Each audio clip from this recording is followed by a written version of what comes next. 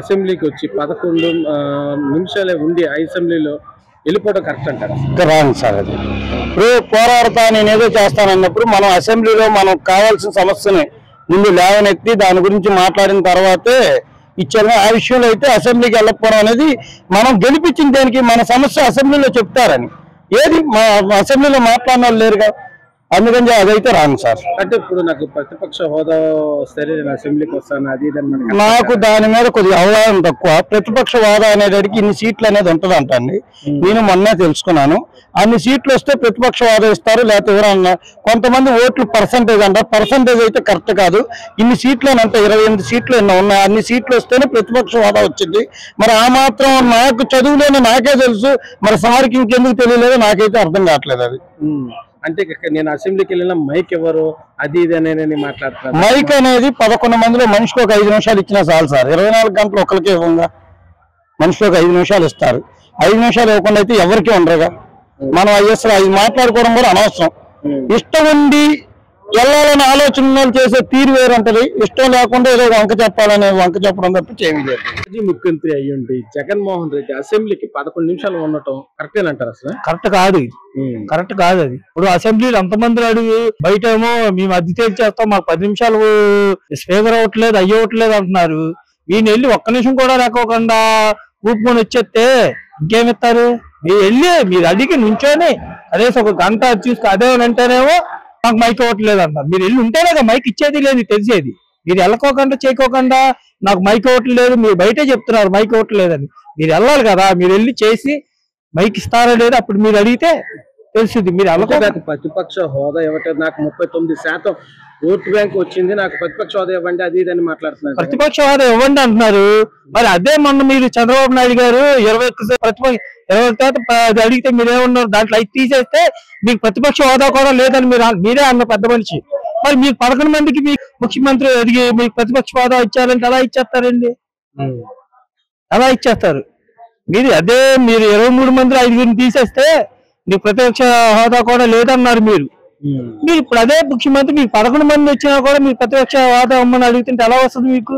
ఒకసారి మీరు గ్రహించాలి కదా, మీరు ముఖ్యమంత్రిగా చేసిన వారేగా. ఇప్పుడు జగన్మోహన్ రెడ్డి ఇప్పుడు వైసీపీ నేతలు కొంతమంది ఇప్పటికీ వల్గర్ గా మొన్న వంశీని కలిసినప్పుడు ఎక్కడున్న అధికారుల్ని బట్టలు తీసి నిలబెడతానని పైర్ని నాని ఏమో నా బొచ్చు కూడా పెట్టాలని మాట్లాడటం కరెక్ట్ అంటారు? అసలు ఏమండి మరి అదే ప్రభుత్వంలో వాళ్ళు అదే ఈ ప్రభుత్వంలో చేయడం చెడు అయిపోయిందా? మరి అదే అలా వల్గర్ గా మాట్లాడొచ్చు అంటారు? కరెక్ట్ కాదు అది. అది మాత్రం కరెక్ట్ కాదు. మరి వాళ్ళ ప్రభుత్వంలో చేస్తే ఒకలాగా వీళ్ళ ప్రభుత్వంలో చేస్తే ఒకలాగా అనేది మాట్లాడడం అనేది కరెక్ట్ కాదు. 11 మంది అంటే అసెంబ్లీ జరిగినప్పుడు 11 నిమిషాలు అసెంబ్లీలో ఉండటం కరెక్ట్? చాలా తప్పండి. ఎందుకంటే గవర్నర్ ప్రసంగాన్ని అడ్డుకోవడం అనేది రాజ్యాంగాన్నే ఎదిరించినట్లు లెక్క. నేను గవర్నర్ గారు ఏం చెప్తారో వినాలి, మనం వినాలి. విన్న తర్వాత అయిపోయిన తర్వాత మీరు ఏమైనా ఉంటే ఆర్గ్యుమెంట్ అడగవచ్చు, స్పీకర్ని పర్మిషన్ తీసుకోవచ్చు. అది కాకుండా 11 నిమిషాలు 11 మంది ఉండేసి అరిచేసి ఆయన ప్రసంగాన్ని నిర్ణయకుండా జనాన్ని చేయడం ఏ రాజకీయ నాయకుడైనా సరే తప్పు. అది కాకుండా ప్రతిపక్ష హోదా అసలు ఎలా వస్తుంది? అసలు చట్టం ఏంటి? చట్టంలో ఉందా? ఎన్ని సీట్లు ఇంత పర్సంటేజ్ వస్తేనే ప్రతిపక్ష హోదా అనేది ఉంది. అట్లాంటిది ప్రతిపక్ష హోదా ఇవ్వమని చెప్పి సరడం అంటే ఇది రౌడీలు మాఫియాయుధంగా మాట్లాడటం తప్ప పాత కాలం మారినట్టే కనిపించట్లేదు. నాకు 39% ఓటు శాతం వచ్చింది, నాకు ప్రతిపక్ష హోదా ఇస్తే లేకపోతే అసెంబ్లీకి వస్తే నాకు మైక్ కూడా ఎవరు అది అనే మాట్లాడు. 30% ఓటింగ్ వచ్చిందండి. మీకు 49% ఓటింగ్ వచ్చినా 51% ఓటింగ్ వచ్చిన వాళ్ళకే అధికారం ఉంటుంది. కానీ 49% వచ్చినా సరే జగన్మోహన్ రెడ్డికి ఉండదని చెప్పి ఓటమి అసెంబ్లీలో బడ్జెట్ ప్రవేశపెట్టడంపై మీకు ఎలా అనిపిస్తుంది? అందరికీ నమస్కారం. అసెంబ్లీలో బడ్జెట్ ప్రవేశపెట్టిన విధానం చాలా బాగుంది. అదేవిధంగా దాంట్లో కేటాయించిన అన్నిటికీ కూడా మంచి బడ్జెట్ ప్రవేశపెట్టారు ఈసారి కూటమి ప్రభుత్వం వారు.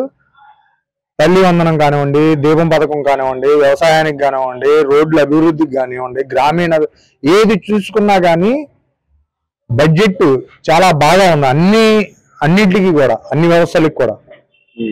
అదేవిధంగా పవన్ కళ్యాణ్ గారు ఇవాళ అనేక ఆంధ్రప్రదేశ్లో చాలా మందికి తెలియని గ్రామాలకు కూడా వెళ్ళి రోడ్లు వేయించిన పరిస్థితి ఉంది.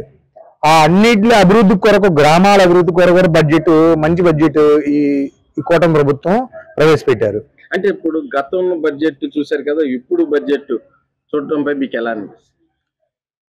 అది అంకెల్ గారడి బడ్జెట్ అండి. అది గతంలో వైఎస్ఆర్సీపీ ప్రవేశపెట్టిన అంతా అంకెల్ గారడి బడ్జెట్. గత 5 సంవత్సరాల్లో చూడండి, మీరు ఎటు వెళ్ళినా ముందు అభివృద్ధి అంటే ఏముంది? బడ్జెట్ ప్రవేశపెట్టారు. అభివృద్ధి ఏం చేశారు? 5 సంవత్సరాల్లో ఏ రోడ్డు చూసినా గతుకుల రోడ్డు, గుంటల రోడ్డు, ఎక్కడ చూసినా స్కాములు.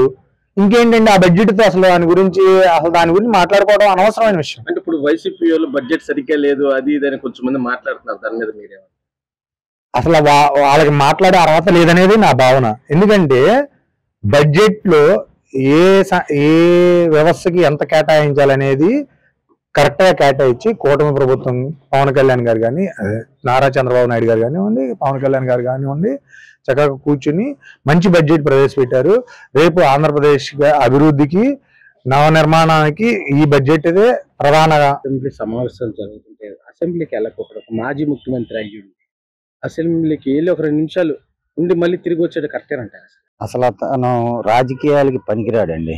ఏదో టైం బాగుండి ఆ గాలి వేసి ఈ జనాలు, పిచ్చి జనాలు నమ్మి ఓట్లేసి అప్పుడు 151 సీట్లు ఇచ్చి ముఖ్యమంత్రిని చేశారు. కానీ 1 టైం ముఖ్యమంత్రి అంతే అతను.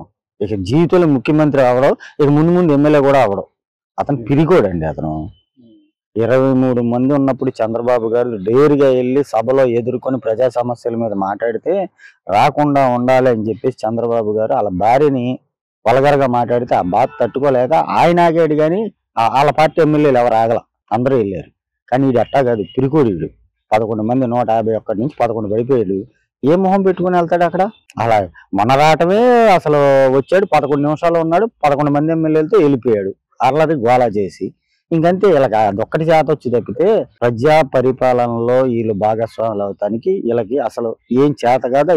అసలు వీళ్ళు అనర్హులు అనమాట. వీళ్ళు అంటే ఇప్పుడు నాకు ప్రతిపక్ష హోదా ఇస్తేనే నేను వస్తాను కాబట్టి వెళ్ళి నన్ను మైక్ ఎవరు, అందుకే నేను వచ్చేసాను అది ఇదని మాట్లాడుతున్నారు. ప్రతిపక్ష హోదా ఎవరు ఇవ్వాలి? ప్రజలు ఇవ్వాలి. ప్రజలు ఏం చేశారు? 11 సీట్లు కూర్చోబెట్టి పక్కన పారేశారు. ఇవన్నీ ఇంక ప్రతిపక్ష హోదా ఎట్టవుతుంది? అదేమన్నా చంద్రబాబు ఇస్తాడా, పవన్ కళ్యాణ్ ఇస్తాడా ప్రతిపక్ష హోదా? జనాలు ఇవ్వలేదు నీకు, తప్పదు. ఇంతకుముందు మన ఈయనున్నాడు, మన పార్టీ ఒకే ఒక్క ఎమ్మెల్యే గెలిచాడండి ఆయన, వీళ్ళ గుర్తు మీద, జయప్రకాష్ గారు. ఆయన ఒకే ఒక్క ఎమ్మెల్యే గెలిచాడు. మరి ఆయన అల్లా కూర్చోలా? ఆయన ఏమన్నా అడిగాడు ప్రతిపక్ష హోదా? ఓ పార్టీ అధినేత అతను చూసి నేర్చుకోవాలి అలాంటి అదవలో అడిగే ముందు. ఏంటంటే జనాలు పిచ్చోళ్ళు, మనం ఏది చెప్పినా నమ్మేస్తారు అనుకుని మాట్లాడే మాటలు తగ్గుతాయి. ఇవాళ జనాలు అలా లేరు. 151 నుంచి 11 సీట్లు పడేసేసి తీసుకెళ్లి మూల కూర్చోబెట్టారంటేనే ఇది అయిపోయింది సినిమా. ఇక అసెంబ్లీకి కూడా రాడు. అసెంబ్లీకి వచ్చి ఒక్క 11 సెకండ్లు ఉండి వెళ్ళిపోవడం కరెక్టే అంటారు అసలు? 11 అతనికి కలిసి వచ్చే అంకే కాబట్టి అది ఫాలో చేసుకుంటున్నాడు. ఎందుకంటే 11 ఆయన ఊహించలేదు, అది దేవుడు స్కిప్. అది ఆయనకి దేవుడు ఇచ్చేశాడు. అలాగే ప్రజల ఆశీస్సులు కూడా సేమ్ టు సేమ్ ఒకేలా ఉండబట్టి ఆయన 11 మేము చేసుకుని ఆయన పారాయణ కొనసాగిస్తుంది. అంటే ప్రతిపక్ష హోదా రాలేదు కాబట్టి నేను అసెంబ్లీకి రావట్లేదు అది ఇదని జగన్మోహన్ రెడ్డి మాట్లాడక కరెక్టేనా? ఆ మాట అతను అంటే వైఎస్ రాజశేఖర రెడ్డి గారి ఇలువలు తగ్గిపోతున్నాయి. అంత పెద్ద మహానాయకుడు రాజశేఖర రెడ్డి గారి వారసుడై ఉండి ప్రతిపక్ష వారు ఎలా వస్తుందో ఆయనకి. అలాగే విజయమ్మ గారు అన్నారు, ఒక కుటుంబంలో 2 సీఎంలు చేసిన కుటుంబం ఏదైనా ఉందంటే వైఎస్ రాజశేఖర రెడ్డి కుటుంబం. అలాంటి వారసుడికి పుట్టి జగన్ గారు ఎలా అడుగుతున్నారో మాకైతే అర్థం కావట్లేదు. ప్రతిపక్ష వారు రావాలంటే మినిమం సీట్లు కావాలి కదా, 18, అక్కడి నుండి ఒక 25 లోపైన ఉండాలి. ఏమీ లేకోకుండా నువ్వు ఇలా అడుగుతున్నావు. ప్లస్ పోయిన లాస్ట్ టైం చంద్రబాబు నాయుడు గారికి 23 ఉంటే 5 లాగేస్తే 18 డౌన్ అయిపోతావు, ప్రతిపక్షం ఉండదని నువ్వు అన్నప్పుడు మళ్ళీ నువ్వు ఎలా కోరుకుంటున్నావు మాకైతే ఏం అర్థం కావట్లేదు. మరి ఇదేమైనా సపరేట్ రాజ్యాంగం నైట్ పూట పబ్జీ గేమ్ లో భాగమేమో అనుకుంటున్నాం.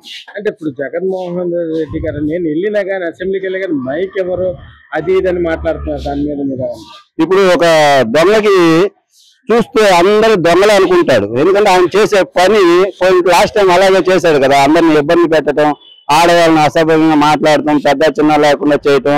అందువలన ఆయన అలా ఆలోచించడంలో ఆయన మెంటాలిటీలో అది కరెక్టే. నాలాగే ఉన్నారు వీళ్ళందరూ అనుకుంటారు. ప్రజాస్వామ్యంలో ఎన్నుకున్న పార్టీలు, అటు పవన్ కళ్యాణ్ గారు కానీ, అటు బీజేపీ గారు కానీ, ఇటు టీడీపీ గారు కానీ, వాళ్ళందరినీ ప్రజలు పంపించారు. వాళ్ళు ముగ్గురు అనుకొని రాలేదు అసెంబ్లీకి. అది ఇతను గ్రహించాలి. ఇతనికి కూడా మరి 11 మంది సీట్లు ఇచ్చారంటే వాళ్ళకి కూడా ఒక 8 లక్షల మంది ప్రజలు ఉంటారు. వాళ్ళ కోసం ఎలా మాట్లాడాలి? మళ్ళీ అలాగే రోజా గారు లెక్కలేస్తూ ఉంటారు. 40% ఓట్లు వేస్తే ఎలా సీఎం కాకపోతారు? 40% ఓట్లు వేసి కూడా ప్రజలేదా? మరి మీరెందుకు కౌంట్ చేసుకుని అపోజిషన్ లో మీరు అసెంబ్లీలో కూర్చుంటే ఇష్టపడలేదు? మరి వాళ్ళంతా కూడా ఒక మీటింగ్ వేసుకుంటే మంచిదని మా అభిప్రాయం. అంటే 30% నాకు ఓట్లు పడినాయి, అందుకే నాకు ప్రతిపక్ష హోదా ఇవ్వాల్సిందే అది మాట్లాడుతున్నట్టు జగన్మోహన్ రెడ్డి అది అంటారు. ఇప్పుడు అంబేద్కర్ రాజ్యాంగాన్ని మనం ఫాలో అవుతాం. క్రైమ్ రాజ్యాంగం ఉందంటే ఆ పుస్తకాలు వీళ్ళు నారా రక్త చరిత్ర ఇలాంటివన్నీ ప్రింట్ చేస్తారు కదా, అదేమైనా చేసుకొని ఇతను రేపు సీఎం అయ్యాక అలాగే ఇంకే పెద్ద మనసుతో ఆయన ఫాలో చేస్తే మరి దాన్ని కూడా ముందు తరాలు కంటిన్యూషన్ అడుగుతాయి. ఇప్పుడు దాకైతే అంబేద్కర్ రాజ్యాంగం అడగాల్సిన అవసరం లేదు. ఇది ఫాల్స్ మాట, వేస్ట్ టాపిక్ అన్నమాట.